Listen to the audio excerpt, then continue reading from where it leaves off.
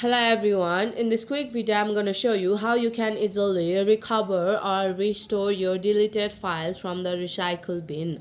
By following the few simple steps that I show you now, you'll be able to recover or restore your deleted files from the recycle bin very easily. So make sure to watch the video till the end so you don't make any mistakes. By saying that, let's start the video. At first, open the search bar and search for recycle bin and open the recycle bin, and here you'll be able to see the files that you have deleted.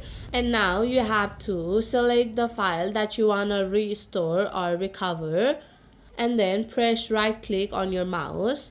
Then you'll be able to see this type of option right here, and now you just have to tap on the option called restore. Then you'll be able to restore or recover the deleted files from your recycle bin. So my friend, that's it. If you find this video helpful even 1%, consider subscribing and leave a like. I'll be back with another problem solving video like this. Thanks for watching.